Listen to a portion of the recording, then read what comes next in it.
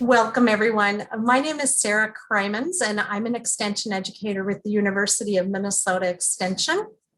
And we're so happy you're able to join us today. With me, I have Samantha Rowe, and Sam is an extension educator out of our Scott and Carver counties. I should have shared my offices up in Morris, but I work in the West Central area of the state. We did this webinar in the morning as well, and we had several people, and our crowd tonight is a little bit smaller, which is nice as well, because we'll be able to have some meaningful discussions, I believe. So today on this webinar, Money Talk, we're going to talk a bit about values and goals. We're going to look and work on building listening skills. We're going to understand some strategies to improve communication and identify how to avoid some communication breakdowns. So throughout the presentation tonight, we have some money quotes to get us thinking a little bit. And so we're going to take a look at a couple of those. Money without brains is always dangerous. For me, when I think about this quote, it really emphasizes to me that we need to be intentional, we need to be thoughtful, we need to really be thinking through money decisions. One more quote here. Beware of little expenses. A small leak will sink a great ship, by Benjamin Franklin. So we want to talk just a little bit about the parental financial socialization. That's a mouthful, but it's what influence do our parents or have our parents had on our financial makeup, right? And so parents do play an important role in preparing children to make healthy financial decisions.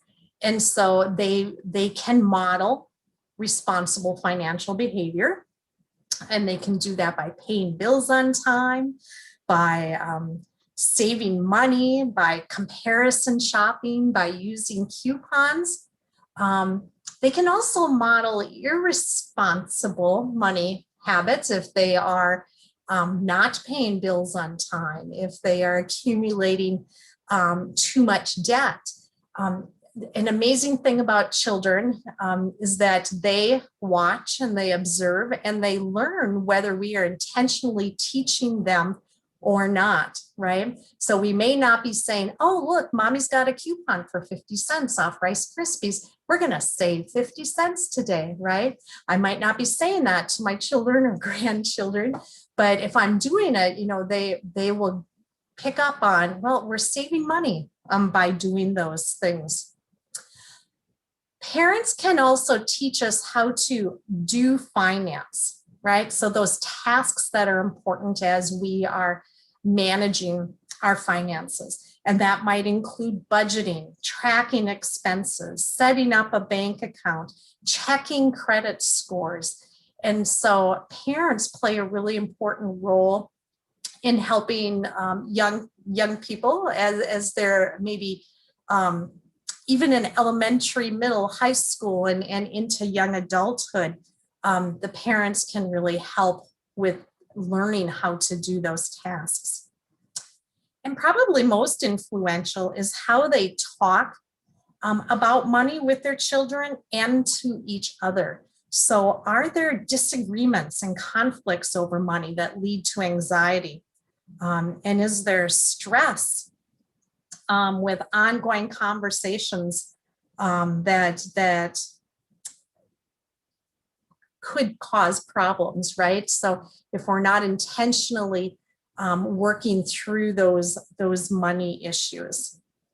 And it's also important to learn how to talk about money as a way to positively parent children, because early parental influence affects grown children well into their 20s and 30s. So what we're teaching our children now when they're little will follow them into adulthood, right? When we think about all of the the influences and consequences, the benefits that come from responsible or challenging money behaviors that will follow those young folks into adulthood. So that parental financial socialization is really important to think about.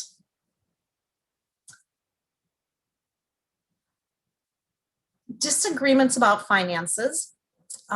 There can be some challenges or some negative outcomes if those disagreements aren't handled in a positive or in a good way. Money disagreements is one of the most corrosive elements in a marriage. And oftentimes they are left unresolved.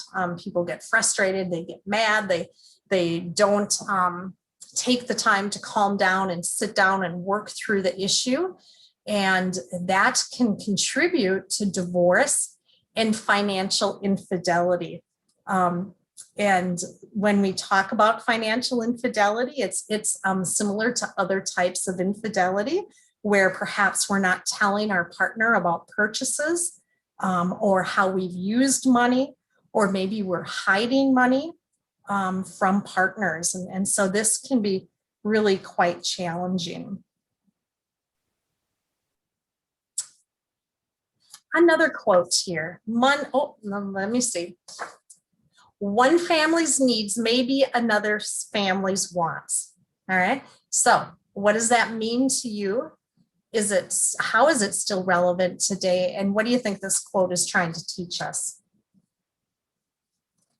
When my kids were growing up, we lived 10 miles out of town. My husband and I lived in we lived with our kids, but we worked in two different communities from where our children went to school. And so when they got to be driving age, for me, having a vehicle for them to drive was a need. Many people may have thought that was a want for our family, but in that situation, it was a need for us. So that's an example of how that might be different. We all have basic human needs, which include air, water, food, clothing, and shelter to survive. All of us need that. However, it's important to identify to ourselves what our needs and wants are.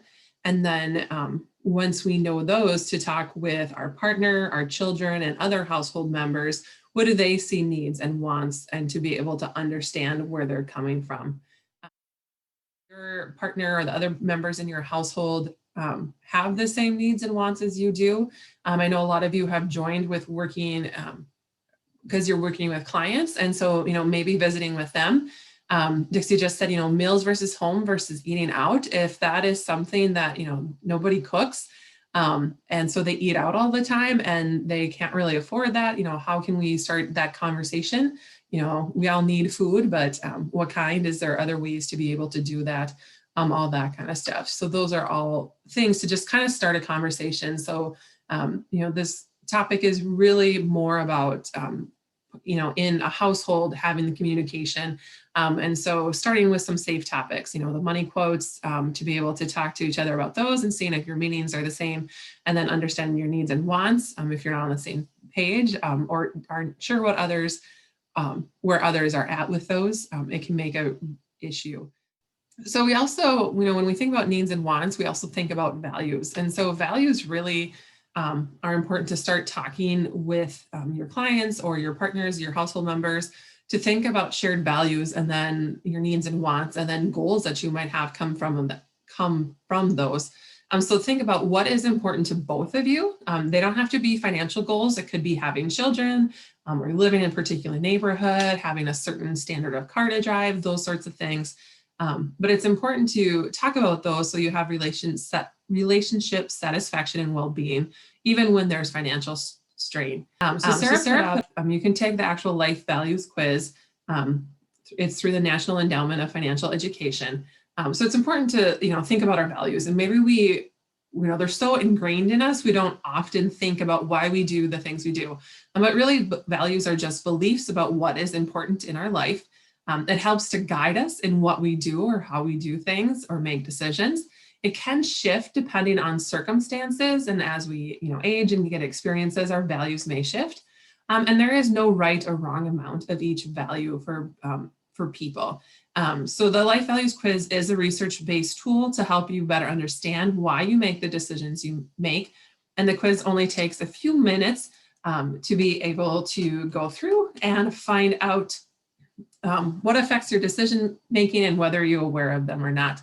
And again, there is no right or wrong amount of values. Making different choices changes your outcomes, which shifts your experience where you are on the spectrum of the life values. So there's 4 main values that we're going to talk about a little bit more in depth. The first one is our inner values. So looking at our psychological and spiritual, our social values, which include our family, friends, and community, our physical values of health and environment, and our financial values of sufficiency, sustainability, and appropriateness.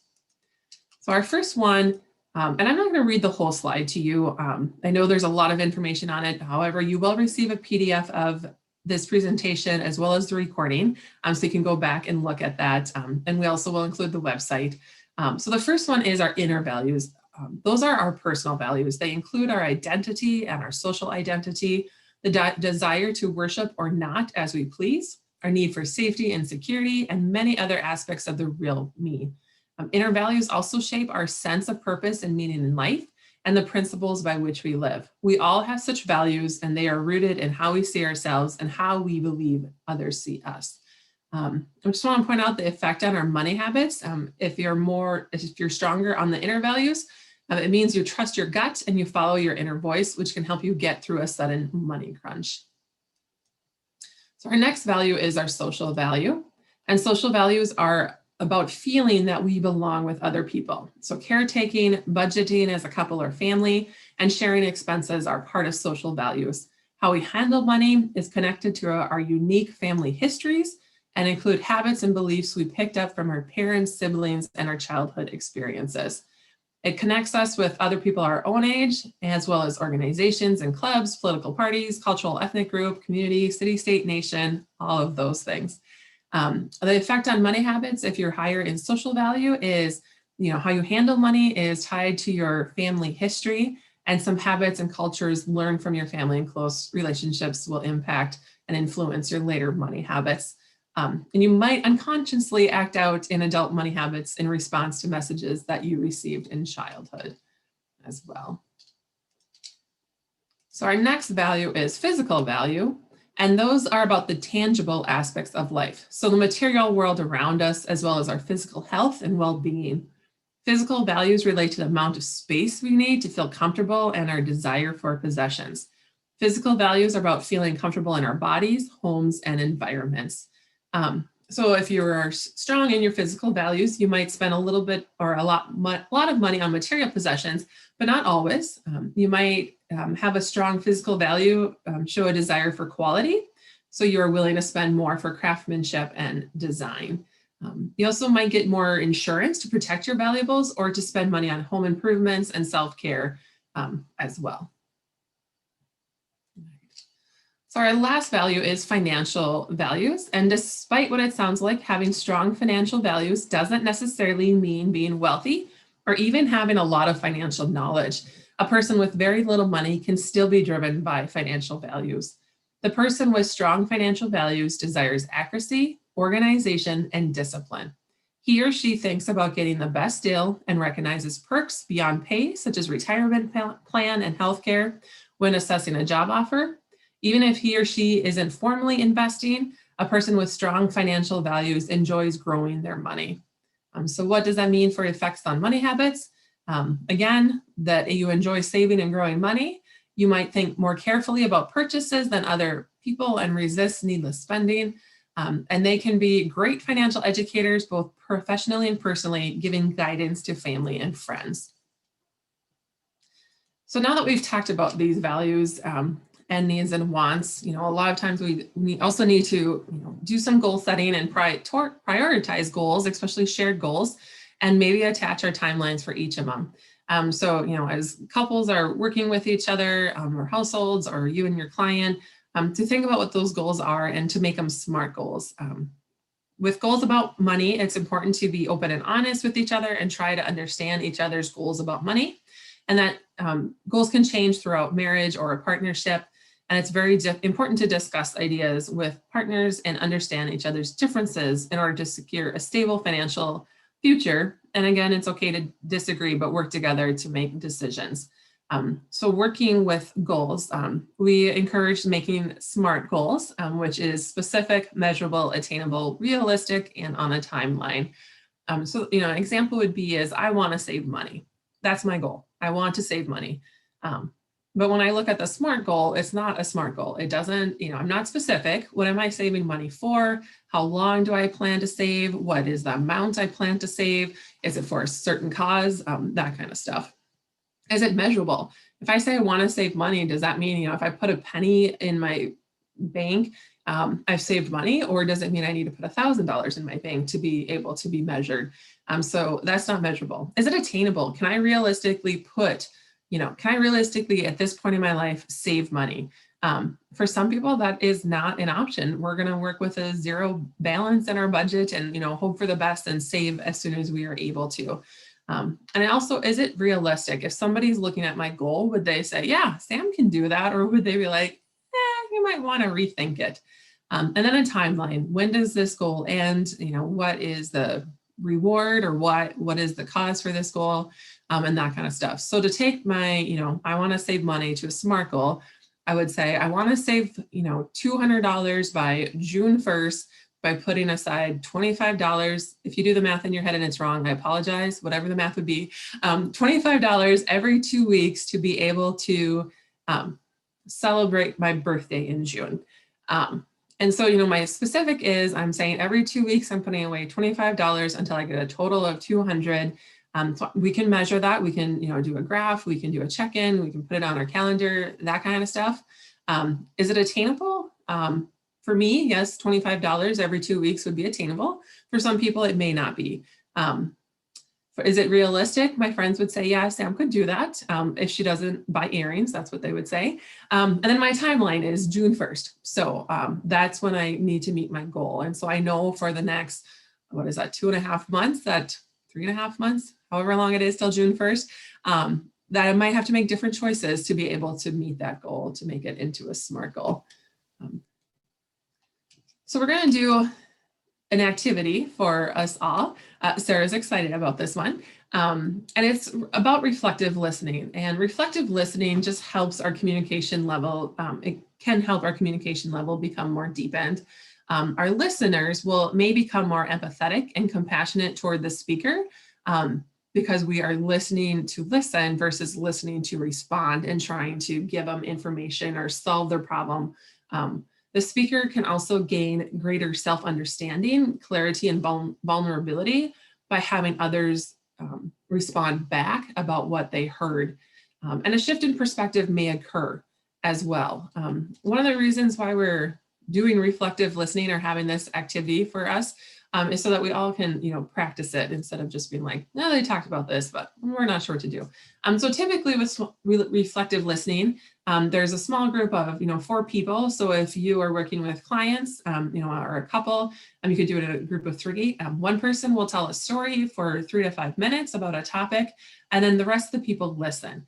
And one person is going to listen for facts, one person listens for feelings, and one person listens for values to be able to respond back.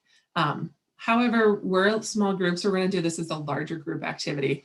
So Sarah has volunteered to share a money story experience that left an impression on her. And we're all going to practice listening with our whole self. So if, a lot of times on webinars, I'll admit it, I might be on my phone or working on another project. So for these next few moments, if you could just, pause, put that away. And I want each of you to pick only one aspect of the story to really bring yourself into. So that could be, what are the facts of the story Sarah is telling? What are the feelings that you get from Sarah as she's telling her story? What feelings are you picking up? Or what are some values that come across in the story? So only pick one of those: facts, feelings, or values. So when Sam asked if I would share a money story, I had to dig deep because I'm not a typical, well, maybe I am a storyteller. But so I'm going to share with you the story of the time when my husband and I bought our first home. So we're talking about the early 1990s. We had gotten married in '89. We lived our first year of marriage in South Dakota. And then my husband, who worked for a lumber yard doing drafting and outside sales, got transferred to a lumber yard over in the Wabasha, Minnesota area. And so he moved on over. I followed a couple weeks later after I had given notice at my job. And so his brother came and helped. We had everything boxed up, and his brother came and drove the big truck, and I drove my vehicle over. And my husband had rented a mobile home for us to live in because there weren't a lot of rental units available in the area where we were going to live. And so I was looking for a job, and I extension was my dream job, and that wasn't a reality yet. And so when we first moved there, I worked in a doll factory running a hot glue gun, making dolls, and so looking for a job. And after a couple months, I did find a job in the Rochester area, working for an agency that provided services for adults with developmental disabilities. And so we decided, yes, now we have two okay incomes for the early 90s, and we wanted to purchase a home. So we found a realtor, and he showed us some homes. We found one we liked. We put an offer in on it. And then there were some challenges about the financing. And for the life of me, I can't remember exactly what it was, but we had to do a little work, a little extra documentation and everything to get that to work out, so we'd have financing to purchase this first home. And in the meantime, the mobile home that we were living in sold. And so all of a sudden we were homeless. And the Wabasha community is pretty small. So our realtor was able to talk with some friends of theirs, and we moved into the basement of an elderly couple's home. And so we moved in there because this was short term. We want to have to sign another rental lease. And we were working through this financing stuff for the house. And I guess, thank goodness, the sellers were patient with us. Well, in the meantime, anyone familiar with the fall of 1990, the Gulf War started. And my husband was in the South Dakota National Guard. He was deployed. And all of a sudden, I was living in someone's basement by myself, working through financing to buy a home. Kind of frustrating. So those of you listening for feelings, frustration was a big one, right? My husband and I are pretty good communicators, but we needed to learn how to figure out all of these other details while he was going through the mobilization and deployment process. And thank goodness the financing went through. He had wonderful coworkers at the lumber yard. My parents came. They all helped us get our stuff out of storage and moved into this house. It was an interesting time in our lives. So that's where I'm going to end this story. I'll share, I do some one-on-one financial counseling as part of my job with Extension. And we did this last fall, I believe it was, this active reflective listening. And I started using it with one of my clients that I've worked with for a little bit, just because it just seemed like I needed to, and I realized I always listen for facts when I'm doing the one-on-one financial counseling, to think about, like, what are the facts? What are you paying for your electricity? What is the mortgage? But then I also needed to figure out the feelings and values that this client had, to be able to make sure that, like, those facts, yes, she's paying this much in electricity, but what does that mean for the fact that she really values her family, and, she needs to drive a ways to go see her sons and that kind of stuff. And so this really helped me with being able to talk to her, and helping to have her make decisions to be able to stay with those values. You're right. It is hard to, think about all three, but, maybe if we're working with others or talking to our partners or our household members, to think about, well, maybe they're saying this, not as a fact, but this is their feeling and, or a strongly type value. So we do need to make this a priority and go from there. So another tool that can be used when we're, talking to other people, is to use Imessages. And so that there's three basic parts. The first part is I feel. We start with that. So you just explain your personal feelings. And then we go into the when, and explaining that action and situation that has caused those feelings. And then finishing up with because, which further explains why the person is upset. So an example would be is I feel frustrated when it's time to pay the bills because I'm not sure we are going to have the money. And that's my message. And so then we're able to understand that, we're not able to have the money. And it could also go, because we decided to overspend on groceries, or we went out to eat and it was more expensive than we had, or, to add a bit more specific if you can. So it's important to, use those messages versus like, we didn't meet the budget because you did this. It just makes it a different way to look at things and to be able to, have a conversation and keep it healthy and have it approachable. The other thing is that, if this is how something makes me feel, the other person can't argue with my feelings because this is what I'm feeling right now. They might feel differently about it or see it in a different way. But I also, as the person who's using the iMessage, I need them to acknowledge that, my sense of frustration or anxiety or whatever it is happens when this action happens because it makes me upset. So another quote. So financial freedom comes when your thoughts, words, and actions are one. How does that relate? This is one of my favorite quotes, Sam, because it really reminds me that I need to be intentional, so that the stars align, right? The thoughts, the words, the actions. Because if I'm not intentional about that, sometimes I'm saying one thing while my thoughts are somewhere else, and my actions are in a third direction, communicating to people maybe what I'm not really intending. But we're just going to kind of wrap up a little bit with some tips for talking about money, for money talk with partners and households. The first one is to start slowly. Depending on how you value or what conversations you've had with your partner to this point in your relationship. If you're a brand new relationship, it might be easier than if you've been married or with each other for 10 years and have never really talked about money or have only argued about money. But start slowly. Think about, kind of, the needs, talking about needs versus wants, talking about your values, setting some goals. What do these money quotes mean to that partner, and be able to go from there. It's also important to think about setting a time to meet. It could be each week, or it could be once a month to talk about your finances. And make sure that you find a conducive environment.